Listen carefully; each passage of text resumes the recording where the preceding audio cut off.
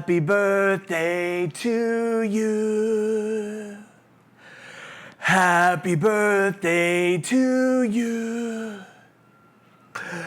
Happy birthday, dear Spencer. It really is my birthday. Happy...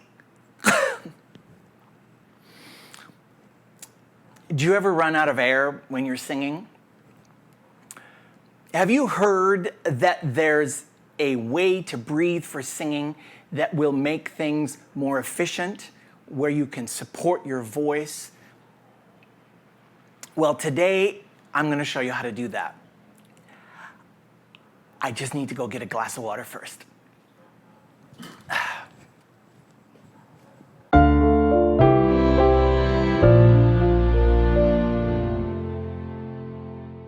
Hey, I'm Spencer Welch of SpencerWelch.com.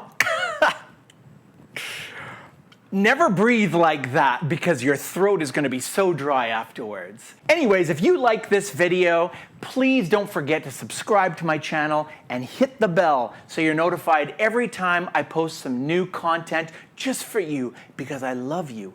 I really, really love you. Awkward. Do you find yourself gasping for air when you sing, or unable to sustain notes? Maybe even just lacking general control in your voice? Then you need to start from the ground up and look at the foundation of your singing, your breathing. By the end of this video, you'll know a simple way to breathe for singing, and I'll show you a step-by-step process to get there. I once asked my singing teacher, "How do you breathe for singing?" "Well, you're standing upright, you're not blue in the face, you're not falling over, you must be doing something, right?" He actually talked like that. Yeah, it seems kind of ridiculous to ask how to breathe when we've been doing this ever since we entered the world and that Dr. Bob slapped us on the bum. We figured it out real fast. And Dr. Bob, if you're watching this, you, sir, are mean. You're mean. You know it deep down in your cold, unfeeling heart. But breathing for singing may make better sense if you first understand your breathing or respiration system. I like big words. How does the respiration system work? Air is your fuel for singing. It's the energy source for your instrument. So we need to breathe in to fuel up. And then we use that air to set in motion our vocal cords. So to get air in, we need to inhale. There's this muscle underneath our lungs called the diaphragm, and when it contracts, it descends. And as that descent happens, your lungs get stretched and expanded, bringing in air. It's kind of like this syringe. If I pull down on the plunger, it fills up with air, or life-giving medicine, or my favorite, vodka. I mean, Perrier. Now, when it comes time to let the air out, your diaphragm starts to let off that contraction. It starts to relax.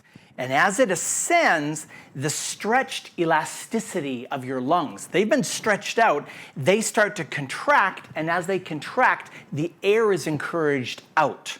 That's exhaling. So again, with the syringe analogy, if I push up on the plunger, like the diaphragm rising, it will push this Perrier into my mouth. So this diaphragm way of explaining breathing, well, it's pretty simple. But there are other ways to breathe in and out alongside the diaphragm.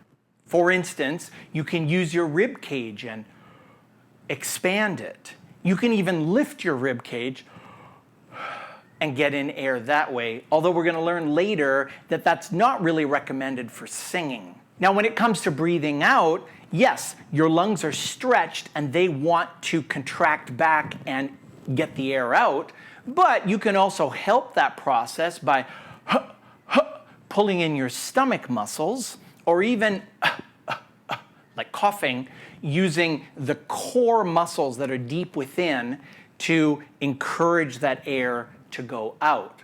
Now, later, I'm going to talk about how I suggest you do all of this when you're singing. Happy birthday, Spencer. What about the vocal cords? The other side of the equation is how well your vocal folds are using this air that's coming up from your lungs. And this is what we call the phonation system. Ooh, another big word. So as the air is coming up from your lungs, your vocal cords have to close or adduct to hold back some of that air. So the air pressure builds up underneath your vocal cords, but some of it still slips through, setting the vocal cords into vibration. It's kind of like if I close my lips and blow through them, pressure builds up in my mouth, but also my lips start to vibrate. Or even better, in light of, if I didn't mention, it's my birthday.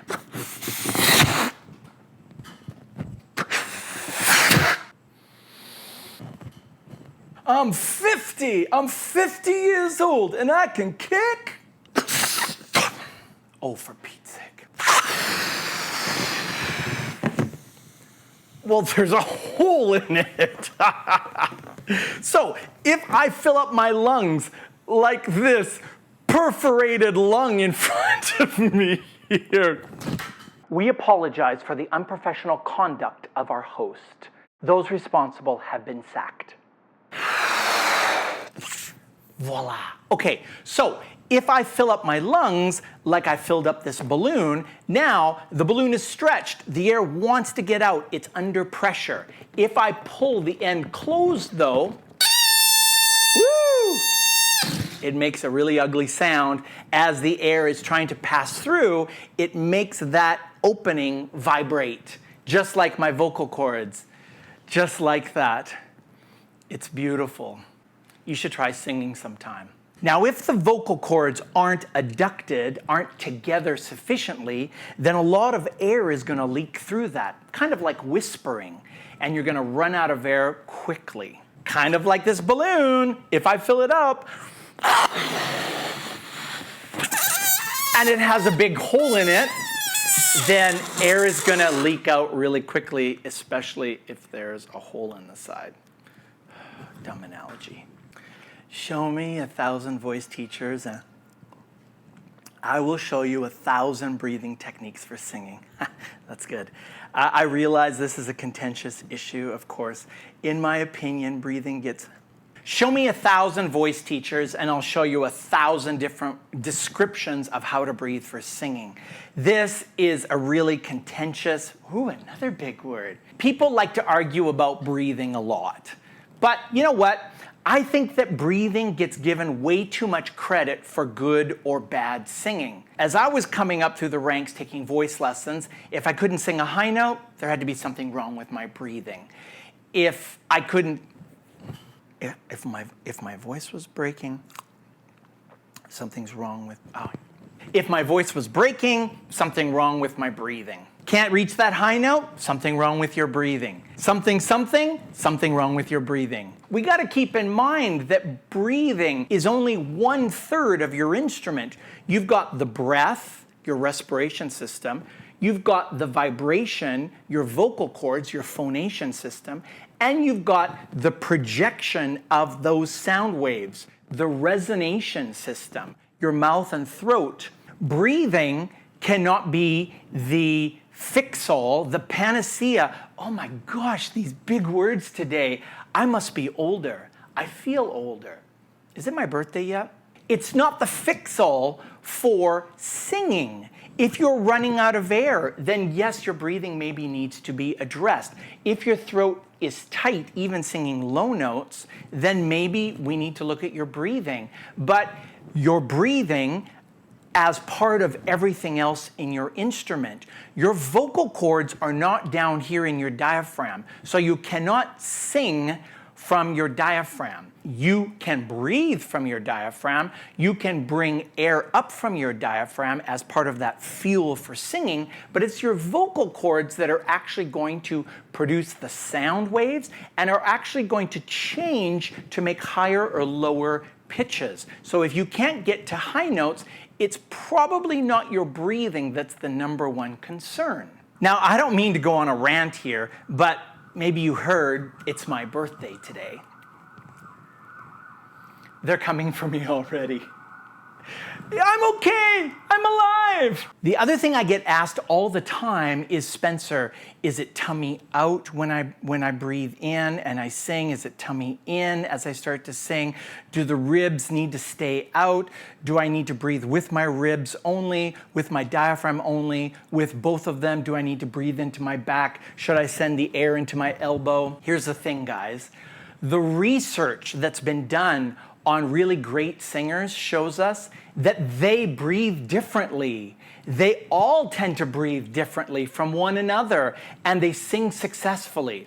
So at the end of the day, it's about finding something that is simple and that you're able to do in a natural and eventually in a reflexive way, meaning it becomes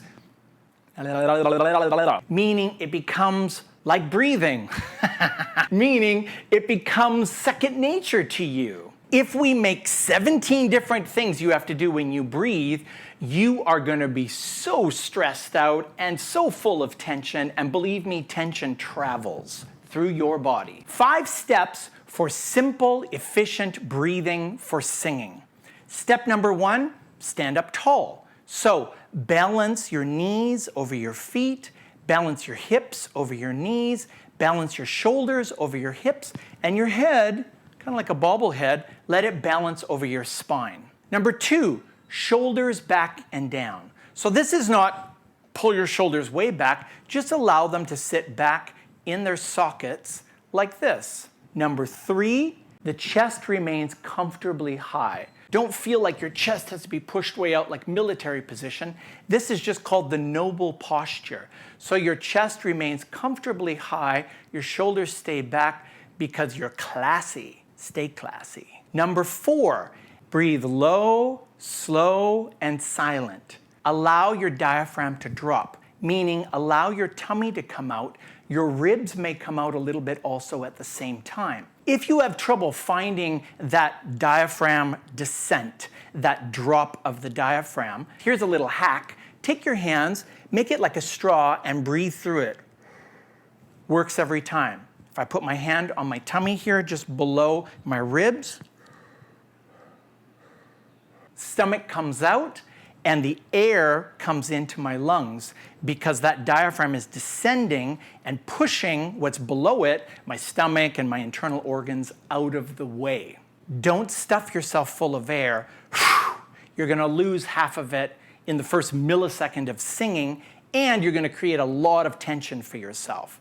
And number 5, see if you can keep the gesture of the inhale going as you begin to sing. See if you can keep some of the feeling of inhaling as you are exhaling. Meaning, if I go, try that with me. Put your hands on your tummy, shoulders back and down. Don't raise your chest or shoulders up as you inhale. Let your tummy come out. Just a gentle amount. You don't have to stuff yourself full of air. Just a comfortable amount.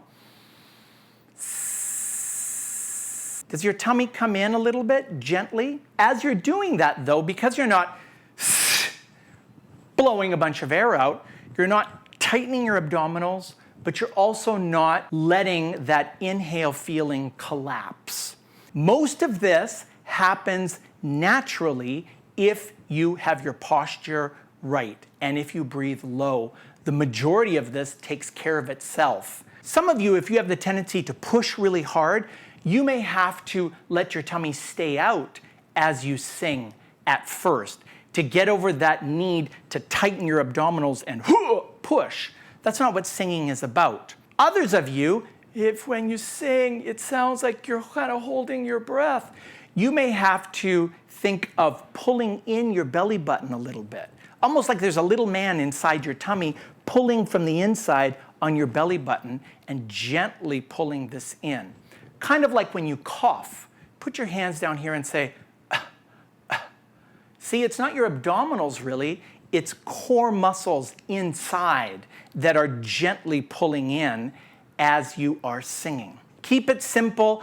Allow your breathing to happen and find what works for you. So now you know how to breathe for singing, and you have a step-by-step way to get there.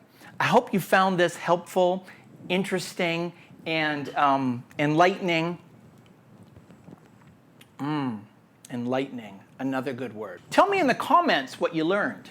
So thanks so much. Don't forget to subscribe, leave me a comment, give me a thumbs up, and I'll see you in the next video. They really are coming for me.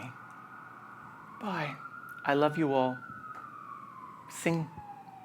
Breathe from your diaphragm. Hey, I'm over here. I do need to hydrate. Man, I'm making a mess of myself today. Jeez.